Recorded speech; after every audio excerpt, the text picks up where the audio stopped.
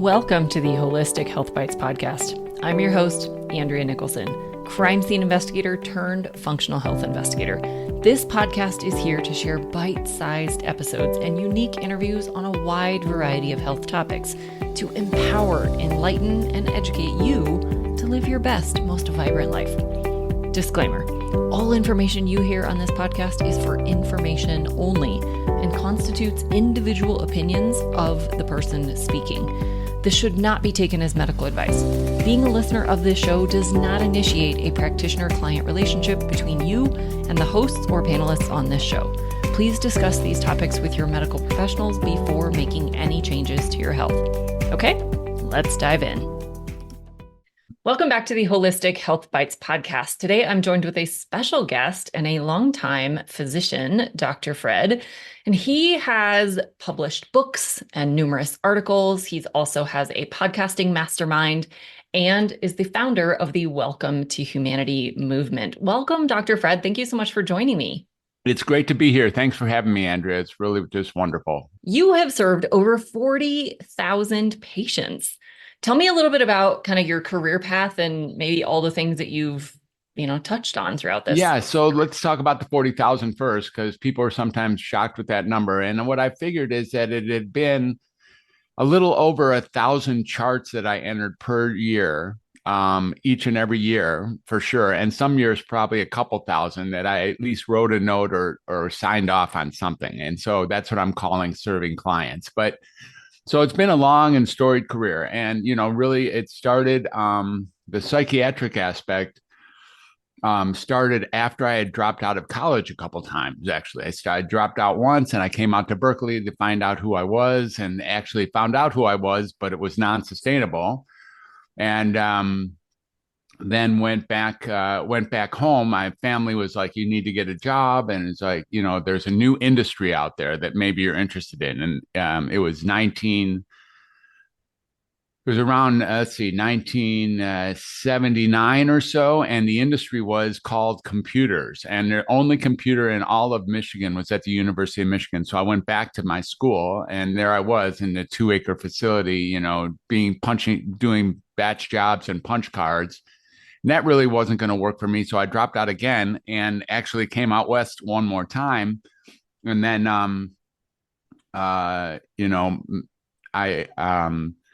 I had told my mom that I wasn't going to do school ever again. So she said, well, you got to get a job. It was like, okay. So she got me an application for a civil service job at a state mental health facility for adolescent boys.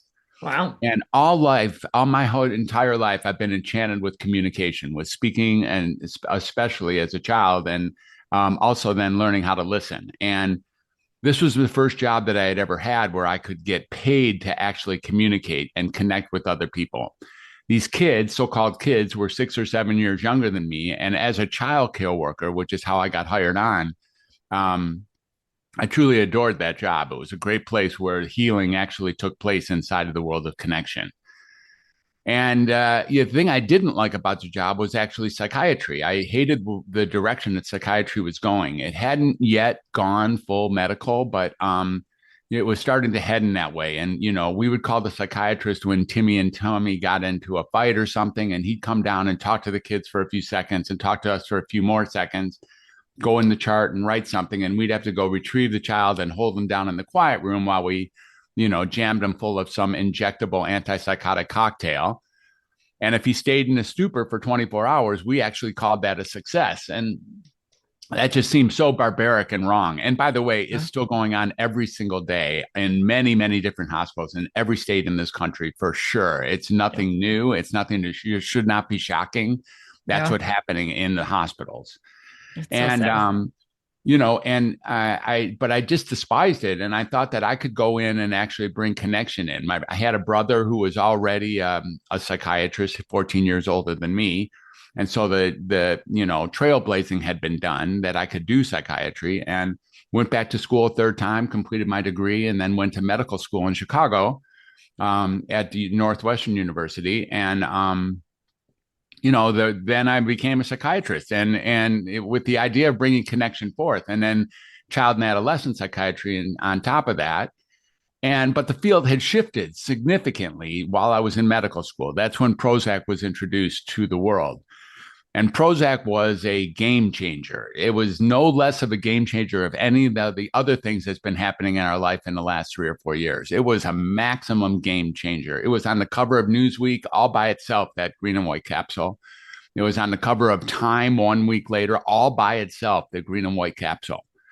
I mean, it was this notion that Prozac was the sort of the end of suffering, that Prozac could actually create, in a pill form, the possibility of getting comfortable. And that is when it began to be, a belief inside of the paradigm that if you were uncomfortable with life, there was something wrong with you.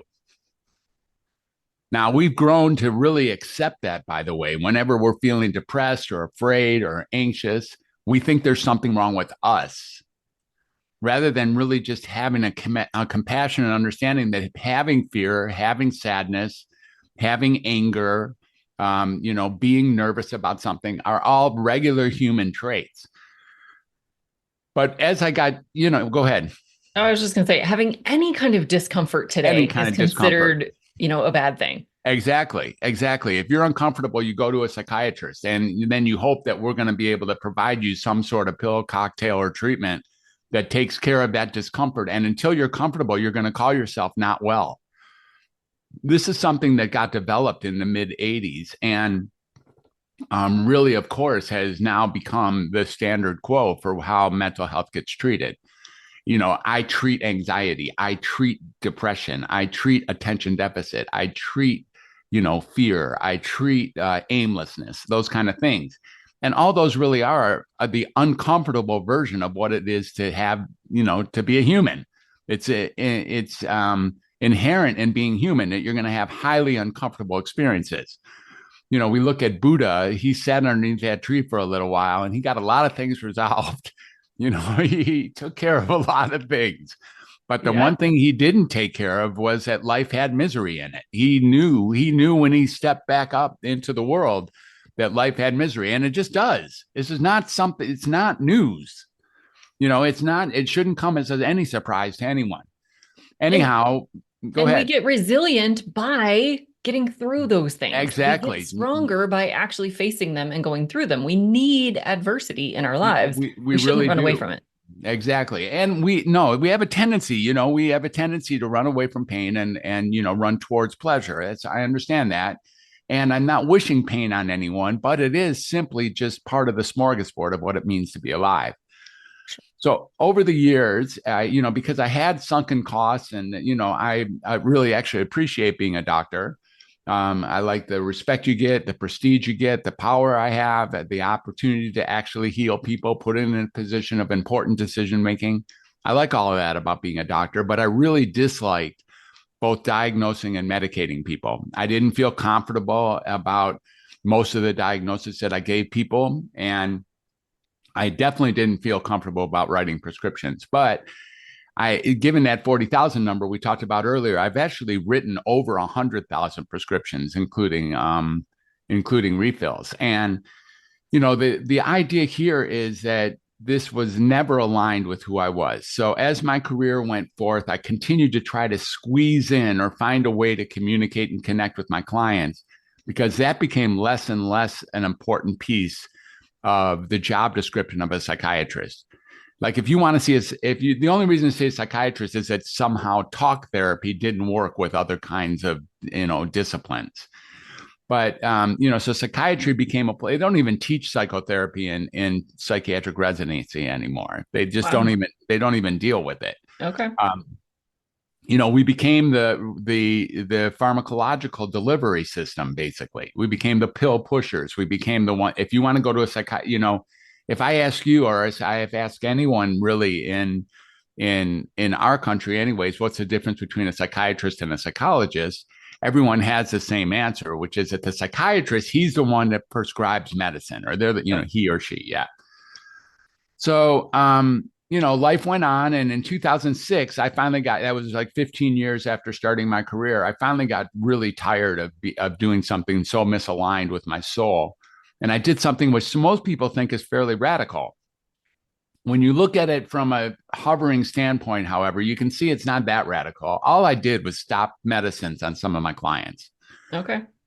Like that sounds like it's a radical option, but Yeah. it's way more radical to write a prescription and tell my clients to take some toxins made in a laboratory. I should be really alarmed that I think I can do that. Not alarmed at all about taking people off that and giving them their life back. Yeah. However, whenever I tell people that, they're like, whoa, wow. And it's like, yeah, that's how it really got received. My colleagues were kind of shocked. And, the best news about that is my clients got better, reliably better, and frequently and really commonly lost their diagnosis altogether. Wow. And I was able to make the, at least temporary conclusion that these medicines were perpetuating and in some way, and, increasing in some ways, causing the symptoms they were marketed to treat. Yeah. Now, this or causing different ones. or different ones. Exactly. Yeah. That then had you pursue other kinds of medications to deal with them. Yeah. So tell me a little bit about what that looked like when you had someone on, I don't know if you want to give an example or whatever, yeah. but when you had someone on a medication and you were transitioning them off, I'm guessing you didn't just yank them off of it. Why do you that's a really interesting presumption. This idea of weaning medicines is a new concept. We talk about, we don't do it fast. It's like, look, you can do it faster than we're doing it for sure. And there is a taste of, everyone's afraid that you're going to explode if you come off your medicine, that somehow tapering is a safe way to come off medicine.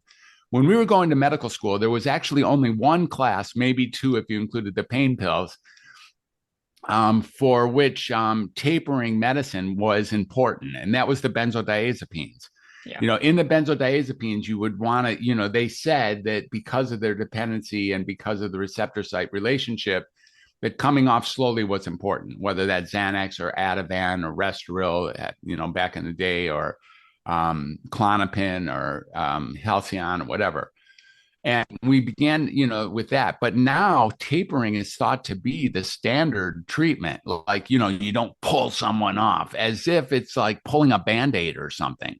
Okay. And it's really, really interesting because tapering, the only increment that really matters is the increment from some to none. That's the only one that matters, because taking less of something is not closer to zero. Okay. We think it is because we've been educated in the world of number lines. So we think that half a milligram is closer to zero than a milligram. Okay. It's not. They're both on. Yeah. Right? They're both on. In other words, if I told you that, let's say you were taking a pill every morning, and then you learned it was rat poison. And then I said to you, we're going to take 6 months to get you off of it. Right. You'd be like, no, we're not. Nope. We're going to take 0 days to get me off of this. Yep. And that's the increase. You know that when I'm talking about straight poisons. Yeah. I'm not going to, if I tell you, okay, we're going to give you 3 tablespoons of straight poison every morning for the next 2 weeks, and then we're going to give you 2.5 tablespoons for the next 2 weeks after that, and then 2.5, and then 2 tablespoons for the month after that, you'd be like, no, we are not doing that. Mm-hmm. You would not tolerate that. And that's what we're talking about here. If these medicines are causing damage, what's the holdup? Yeah. Are there any risks for beyond the benzodiazepines that you mentioned? Well, are there other drugs that you really shouldn't just, stop, or, do you really need to work with someone on this? I'm not going to fight the system and say there isn't risk. The system has built in this notion that there's risks. Okay. The system has this idea that if you do A too fast, you might get this condition, or you might have this outcome. I think in most situations, the only increment that matters is the final increment, like I'm saying with rat poison.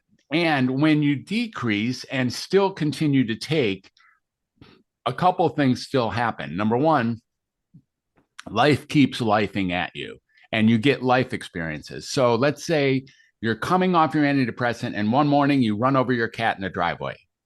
You're like, I didn't never do that before I came off antidepressants. This is related to my antidepressants. I'm going back on. Yeah. Or, and that's another thing. If you, the longer you stretch it out, you get life experiences that you get to relate to the notion that this is a due to me tapering my medicines. You get in a fight with your spouse, or you get, or you have some sort of grief reaction, or you wake up, totally sad one day. And you blame that on your tapering of medicine, and that causes you to rush back to continue to back on your medicine and frequently actually go back to the old dose. And not only that, but to make the conclusion that it's not fun being on medicine, but it's less fun being trying to get off of medicine, and therefore I'm going to stay on medicine forever. So, since that's the case, I would say that that decision tree, that algorithm, is probably at least supported by the pharmacological industry, right? Like this idea that if you make a decision that coming off a medicine is harder than staying on medicine, that's good. That's pretty good for the industry, right? That's a good decision. They want you to do that. Like, that would be a great place to be. I've tried to come off medicine. I can't. So I'm on it, even though I don't like it. Yeah. Another thing that can happen is in the discontinuation or in the tapering of medicine, and you can get a spike of the symptoms that were marketed to treat. So as you're coming off your medicines, you have hungry receptors that are looking for their own, what they used to get. It's sort of like taking off a raincoat. And in that process, your symptom profile might increase while you're tapering. So you might get actual symptoms increasing and experience in contrast to not having symptoms. You get actual symptoms. And for the same reason, you decide that it's harder to come off of medicine than to stay on medicine. And you decide to rush back. Again, something that would be highly endorsed by the company, by the business that created that model. So again, I don't want to challenge, what are the risks? People say the risk. Well, the risk is you might be uncomfortable, but you're about to be uncomfortable anyways. And the whole reason you're taking medicine is because you're uncomfortable. And your reason you want to come off of medicine is because you're uncomfortable. So discomfort is part of this package, one way that you're another. Yep. The thing is that very few people actually perish when they're coming off of medicine. Many more people perish by taking too much medicine than they do by coming off. Many more people. Yeah. Exponentially more people perish by taking too many pills than by ever coming off of pills. Now, the notion of cold turkey. That's who wants cold turkey? They call it cold turkey because that represents, some degree of discomfort, right? Like cold turkey doesn't sound, who would want to, please give me a day full of cold turkey? I don't think so. So, people want these terms, and the fear of coming off of medicine is something that's been embedded into the system in the last couple of decades to make it harder and harder to make that decision. And again, you're like, you want to know what it looked like for me to take off medicine. The first woman that I took off medicine, she was just on Prozac 20 milligrams, and she had been on it for years, and she had been, steady. Like she'd come in every couple months and she'd just tell me, yeah, things are about the same, and she didn't have any major shaking or tremors or difficulties per se. But when I took her off of medicine, she came back the next month and she was just happy as a lark, and she stayed happy, and her depression was gone. And she, as far as I know, this idea of her depression was at least induced in no small part by the fact that she had made the decision to take medicine, and even possibly and probably physiologically induced by the medicine itself, affecting the receptor sites. So, I began to do it with a little bit more, a larger group of my low-risk patients inside my practice. And lo and behold, nearly each and every one of them became reliably better than they were before they started taking medicines. And then they were while they were taking medicines, and frequently reached a point where their diagnosis was, non-supportable. It was he no longer met the criteria for the original diagnosis. That's awesome. Yeah, it was really a cool finding. Yeah. Except here's the thing. When I found it, I realized that it was radical and I couldn't go to the top. I wanted to go to a top of a mountain and just scream it to the entire public, shake people, you know? It was almost a level of violence that I had. Like, please stop, y'all. You're really actually not helping people as much as you think you are, even if they think they've gotten better. And this is really important too. You know, I like to use this mosquito bite analogy to talk about medicines. But, you know, let's say you had a mosquito bite on your elbow and that it was completely like irritating, you know, completely annoying. And you're like, Dr. Fred, I have a mosquito bite on my elbow. Do you know any specialists? I'm like, yeah, in the north part of town, there's this guy who takes care of mosquito bites on elbows, and you should go see him. So, you know, the next day you pack up the car and you go over to his office, and he meets you at the door with his glasses on his nose and a stethoscope and a white coat. And he invites you back into his office and, you know, let's get an exam, show him your elbow. He's like, oh, my goodness, you got a mosquito bite there.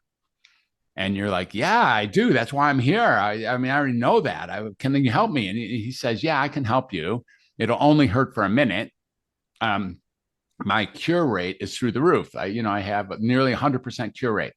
You're like, man, I'll do anything. This thing keeps me up at night. Please. He says, okay, we're going to cut off your arm at the shoulder. Yeah. And that's what he does. And he says, now we're going to come back in 2 weeks and see if that mosquito bite's still on your elbow. Right. And when you come back in 2 weeks, there's no mosquito bite on your elbow because there's no elbow. Right. And that's frequently what the medicines do in psychiatry too. They do take away the primary symptoms. And if you stay myopic enough, you'll think that's the good news. You're no longer crying. But not only you're no longer crying, you're no longer laughing. You're no longer enjoying life. You're no longer playing with your kids. You're no longer doing lots of things, including not crying. Yeah. But if you look at, I went there because I was crying and I'm no longer crying, then those medicines must have helped me. Yeah. But the impact of these medicines is often much broader than, you know, what they're marketed to treat. And we often overlook that because we do stay myopic. We're like, all I know is I'm not waking up anxious any mornings anymore. Mm-hmm. And you're like, right, you're not waking up with any feelings anymore. Yeah. I definitely hear that from a lot of people that have been on these drugs or who are currently on them, that they're like, well, I feel better, but yeah, I feel like a zombie too. Exactly. And a lot of them have difficulty even staying awake. Like they sit down and they fall asleep. And like, is that really the life you want? Just to not have the thing you were trying to avoid? Exactly. Now, here's the other thing, Andrea. It's really important to get that it's not the medicine's fault. Yeah. Medicine is an inert substance. Medicine don't jump up and affect you. Right. And on top of that, no one is holding you down and telling you that you need to take them every day. Yep. So where is the entryway into this cycle? Where is the entryway into the sequence, into the algorithm to make a difference? And this is what I asked myself after 2006. It's like, okay, now I've got this information. Where and how can I make a difference? And what I then realized is the only reason people take medicine is that they're pretty sure there's something different and wrong about them, that they have a diagnosis, right?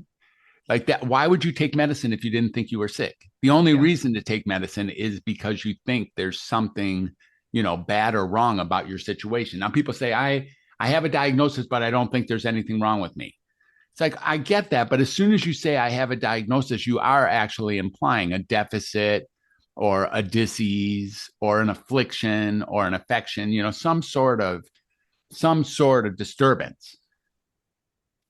And I began to see that that it's actually the notion that drives the whole conundrum about medication starts with this notion that we think there's something wrong with us.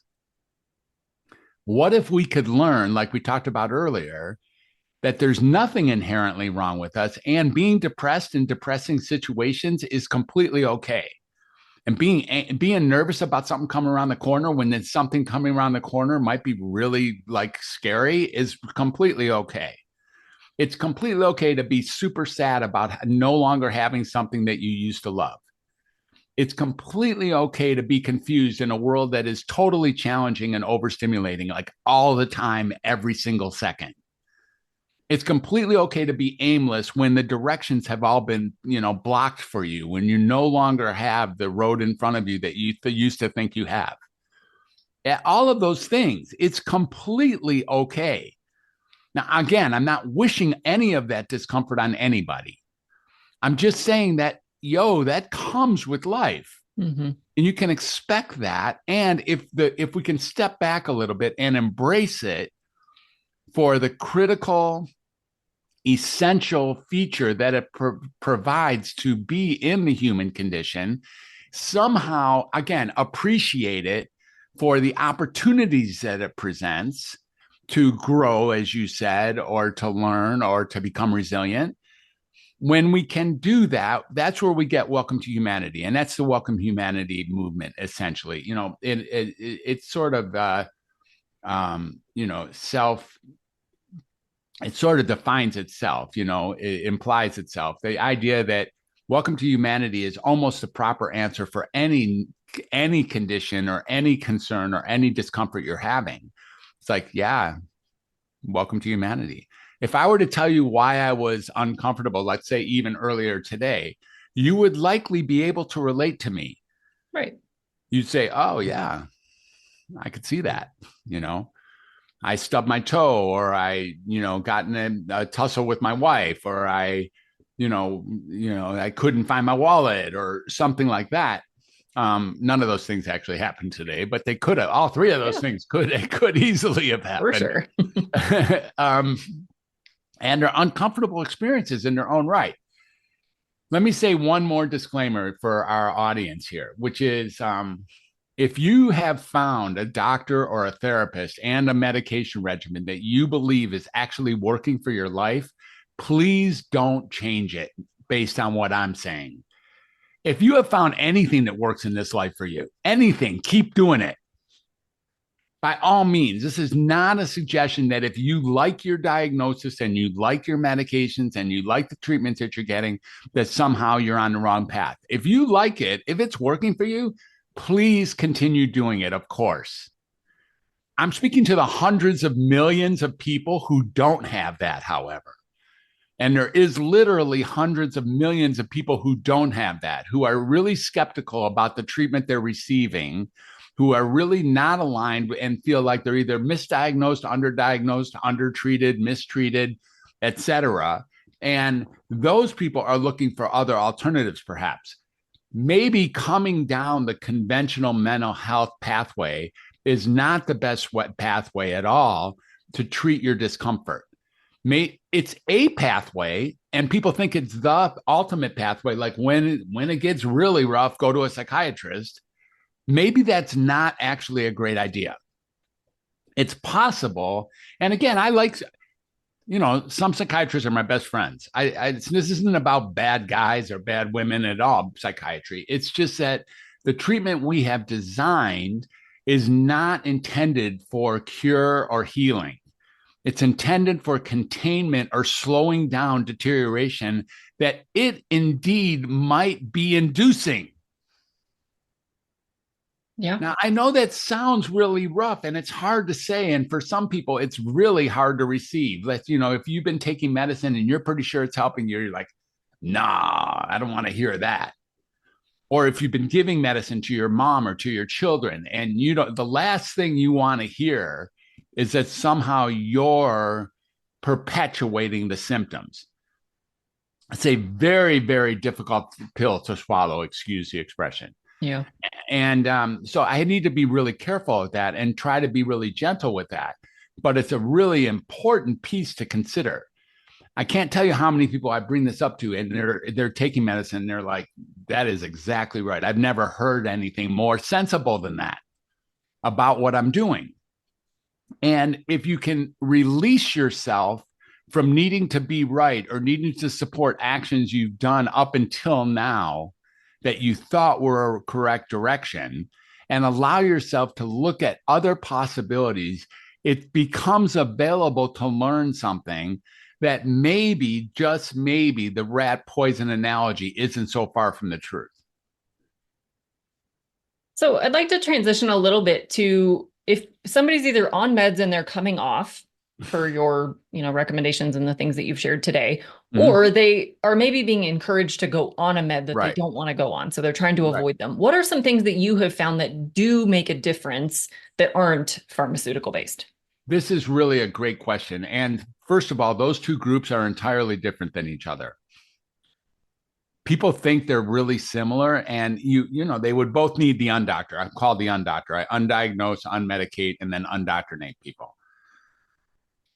You would think that those groups are similar. However, the first group you named has already bought the farm at least once.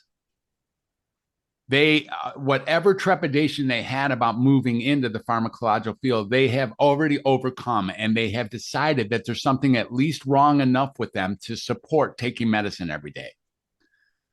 That group sort of unringing that bell is a much more difficult, much more complicated issue, as it turns out, than the people who are wondering, wait, should I or shouldn't I? Should I or shouldn't I? That group who has not rung the bell yet is completely available to learn about other alternatives, because they're sitting out there at the entrance door wondering whether they should enter the room. The ones who have already bought the farm, and that's a lot of people, by the way, and I'm probably speaking to a number of listeners who have so-called bought the farm, who have decided that the best they could do was go through therapy and go through the conventional track. And many people have been prescribed medicine and are taking it. And they may, in fact, believe, like we've already said, that it's helped. Again, enter the mosquito analogy. And we start looking at that. What is some things that can assist people that is even better than the medication regimen, than the status quo medication treatment protocol. And creativity is a great way to take things on. So we're talking about like art, music, dancing, singing, drama, cooking, writing, gardening. And one of my books is called The Creative Eight: Healing Through Creativity and Self-Expression. So creativity is one really great way. Another great way, and there are many, and we know them. This is the other thing. Us humans know everything I'm about to say, but knowing it doesn't really make the difference. So, detoxing ourselves, being careful what we put in our mouth, like being careful about the foods and the drink that we put in our mouth, including alcohol, but not restricted to alcohol, including caffeine, but not restricted to caffeine, including all the sugar drinks that we might put in. And sugar, processed sugar is pretty nasty, Yeah. and certainly creates psychological symptomology. And same thing with food. We put a lot of things into our mouth that are not bona fide edibles. And again, I'm not saying edibles. If we say edibles, you imply something entirely different these days. I'm not speaking of edible cannabis. I'm speaking of edibles. Like, McDonald's is not really food, as it turns out. It would not have passed any test to be food back in the day.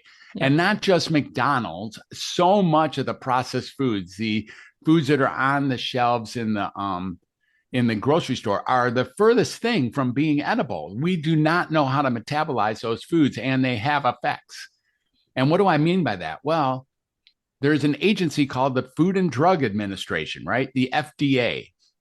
There is no coincidence that food and drug are in the same administration. Monday, Wednesday, and Friday, they take care of food. Tuesday and Thursday, they take care of drugs. And they let them interrelate with each other because food is the medicine. We put something in us and we become that which we put in us. So really watching what we eat and what we take in through our eyes, through our ears. What do you watch on your internet? What do you watch on TV? What are you listening to? Who are you listening to? Who are your friends? All the toxicity. So detoxifying ourselves from our toxicities. Grounding activities, meditation, yoga, Tai Chi, Qigong.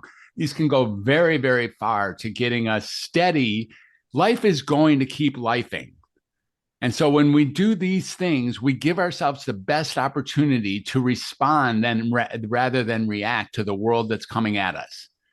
And to respond effectively to, spirituality is another way. Again, getting centered, getting grounded, being of service. There's nothing finer than being of service, right? Than going to help someone strictly for helping someone. Like helping someone's for helping someone's sake, right? Like helping anybody do anything essentially for just the help's sake. It's very, very beautiful way to find our centered self and find our core values.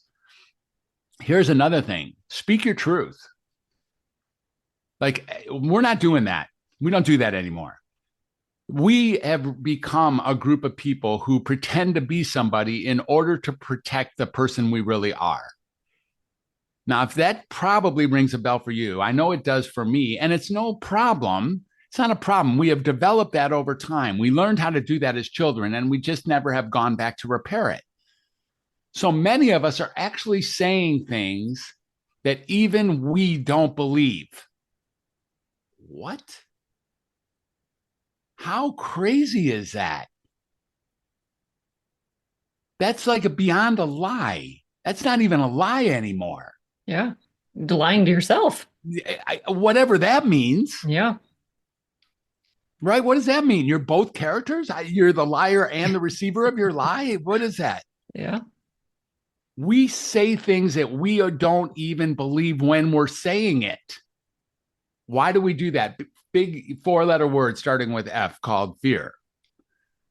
You know, we're afraid that we're going to be disowned. We're going to be thrown off the island. We're going to be disrespected. We're going to be dismissed. We're going to be, we're going to be disruptive. We're going to cause more damage, that we're going to be misunderstood, or that we're going to be hurt some way for our actual vulnerable, delicate, tender experiences that we might share. So we don't do it. We don't talk when we should, and we don't not talk when we should, and we don't declare and be honest with ourselves. So the other book I wrote is Find Your True Voice, and Find Your True Voice is a way to incrementally take steps to speaking your own truth in the people that matter to you, especially starting with your inner circle. That book takes podcasting, by the way, as the primary template for learning how to communicate. Through hosting and guesting and listening, those 3 positions, you get access to a form of communication that is entirely the purest form of communication presently available on the earth, is in this world of podcasting. As it turns out, really, we get to speak to as many people who are willing to turn on your show, right? That's who we get to access today. And you get to own the product. So you will not be canceled tomorrow. You will not be censored tomorrow. This is unlike many of the things that are, of course, on our social media, where you can have your whole account canceled in a second because someone decided you said or did the wrong thing. That's not the case. And in the open discourse, we get to share honestly and unobtrusively, without hurdle, that which we really care about and that which we want to communicate with each other. And we also get to practice the amazing skill of listening, which is really, really informs how communication goes. If you listen, and this is another form of what else can you do to assist yourself? Really listening for what either the other person is saying or wanting or desiring, right? Even if they're not speaking at that present time, it's even the unspoken note communication, or listening for the circumstances and how to move that needle forward. How do you move the needle forward? Because speaking a true voice is not going to the top of the mountains and saying how much you hate your mother-in-law. That's not it. That's not like just spouting off something that's on your chest in order to relieve yourself of the anxiety you have by not speaking. Not that. The purpose of speaking is to speak into the listening that's there and actually share so that you can move the greater needle forward, so that you can progress a conversation.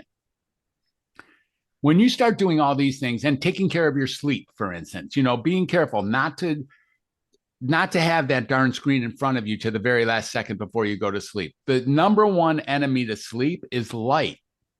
And all we're doing right now, Andrea, is we're not with each other.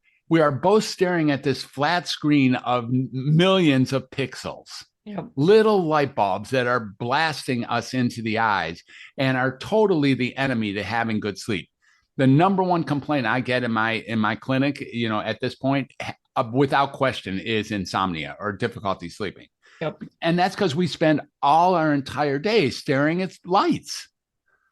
So if we can move that away and give yourself good sleep hygiene, take a warm bath, drink warm herbal tea, turn down the lights, and do actual reading or embroidering, hand-eye.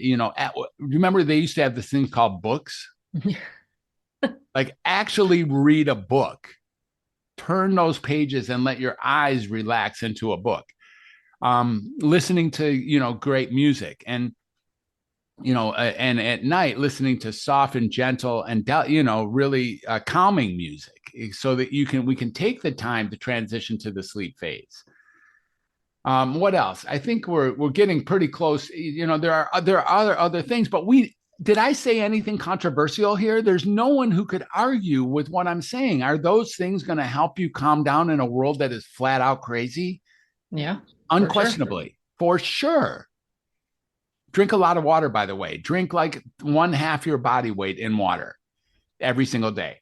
Yeah. This is a 48-ounce container. And if I drink a little bit more than 2 of these a day, I've met my quota. Mm-hmm. It's not simple, by the way. You have to go to the restroom a lot during you start doing that. But that getting the river going, getting the flushing, getting the flow going is part of life. You notice that we can drink from a flowing river. We can't drink from a still pond, because that's where muck builds up, is in a still pond. We get that flow going, we get to take advantage of the life force. So all those things are things that, and things like that really, really help us see that if we're uncomfortable, all we really want to do is optimize our life so that we have a slightly better chance of dealing with life as it's flowing through us. And I think all of those same things, those are the foundations of all health. So even if maybe you're listening and you're like, well, I don't have depression, I don't have anxiety, I don't have these, the specific mental challenges maybe. But if you have diabetes, if you have heart disease, if you have hypertension, if you have, an autoimmune condition, all of these same things are going to be the things that move the needle for you as well. Exactly. So these are the foundations. Exactly. For sure. And they really are. And communication, again, open line communication, like really listening and then really honestly speaking your authentic, truest self to the best of your ability, will create that harmonic resonance with another person, which is indeed the healing force. It's the healing force. Yep. At the heart of all healing is human connection. Yep. When you can address that, it's, you get a life that works. Yeah. I think that's a huge component that's missing in our society today. We're surrounded by people, and yet we have less connection than ever. For sure. Partly because of these technologies and devices and things that we can, sit at home and text people, or, only communicate via phone calls or emails. And we're not getting that human to human connection anymore that we really so desperately need. And these, again, are the foundations that we just really have to get back to live a better life. We won't be as depressed, as anxious, as, worried about things if we have others with us that are on the journey with us. Exactly. Very, very well said. Indeed. Last night I went to a concert. I went to Stevie Nicks last night in Sacramento. Nice. And, there's, I don't know, it was at the Sacramento Kings basketball arena called, the Golden one. And there's 13,000 people there, let's say, right? And everyone's disconnected. Like they got one person they might be sitting with, and they're texting or videoing or taking pictures of Stevie or whatever they're doing, but the connection is not there. Yeah. You're not talking to your neighbor. You're not conversing with each other. You haven't created any more, even small groups. I'm not saying a concert's a great place to connect, but we did have 13,000 people in that building last night. And who knows what could have happened if connection would have been the focus rather than the, flashy entertainment that she very professionally provided, by the way. Right. Yeah. I think, you look back even 30 or 40 years and people had card nights and, we had more community. We had community events and, get-togethers, and things were just much more connected. And I think that's a huge part of the shift in our overall mental health, physical health, emotional health, all the things. And exactly. Yeah. It's a big problem. Yeah. Well, thank you so much for sharing your amazing wisdom today. If people are interested in coming off of their psychotherapy medications, or if they just have other questions about how they can, live their best life and be okay with being uncomfortable, what's the best way to reach out to you? Yeah, so there's a couple ways. The number one way where you really get a view of a lot of what I'm up to is at my website called drfred360.com. And the other website I have is my main website from Welcome to Humanity called welcometohumanity.net. So it's drfred360.com and welcometohumanity.net. I love it. Coming Love off it. of Love it. And we medicine. will definitely link all that up in the show notes. So it'll be really easy for people to just click on and go find you. Right. And, I have the couple books where you can download the PDFs and even an audio of one of them. And you for shipping, and it's a free book. One of my Find Your True Voice book, which I'm really happy about, is a great book that you can get sent to you for free with shipping and handling only. I have a couple courses that I've created. True Voice, the True Voice course is about podcasting. And that's also a really cool course for you and your listeners. I'm really proud of that course. Comprehensive course with like modules, and it has 6 modules and 18 lessons and 54 prompts and a big workbook. It's very cool. Wow. And offer your listeners a free discovery call as well, so they can come talk to me. And I do have a fair amount of experience, and I have a fair network of people that I have worked with in the past. So if I'm not a good fit for you, I likely can direct you to someone that is a good fit for you for what's ever troubling you, or whatever kind of conversation or learning that you might want to do. Love it. Love it. Yeah, that's one of the benefits of being around for so long is you have a huge network of people that you can reach out to or refer to. So I love that. Yeah. Well, thank you so much for coming on today and sharing all of this amazing wisdom. I think you are correct in that this is an industry that is ripe to be disrupted and to be approached in a different way. And I think it's a great message to share with people that, there isn't just one way. Pharmaceuticals are a way, and they are a great way for a lot of people, but they're not the right way for everyone. And so there's all these other avenues that you can explore. And so, be your own best advocate. And if something doesn't sit right with you, or if you want to make a change in your life, find someone that will support you in doing that. And exactly. There's absolutely options. So thank you so much for joining us, and we'll catch everyone again on future episodes. Thanks for being a faithful listener to the podcast. I'd love it if you left me a 5-star review on this podcast so that others can more easily find this valuable information. Did you know I also work one-on-one with clients? I approach solving health challenges like I approached solving crimes, by conducting a thorough investigation into your case. Sadly, hundreds of millions of people in the US have insulin resistance, prediabetes, and diabetes, and the vast majority have no idea. I'm here to fix that. If you struggle with low energy, stubborn weight, hypertension, sleep disturbances, or any other undesired symptoms, let's talk. All you have to do is schedule a free call. The link will be in the show notes. And no, you do not need to live near me.